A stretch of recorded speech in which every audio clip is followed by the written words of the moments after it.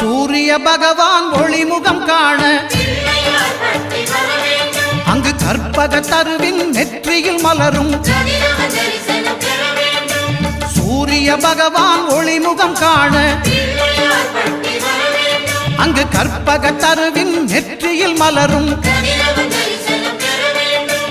இருளை விலக்கி உலகை எழுப்பும் ஞாயிறு அங்கே குடியிருப்பான் அவன் ஆனை முகத்தனின் அடியவர் மனத்தில் ஒளியாய் வந்து கொலுவிருப்பான்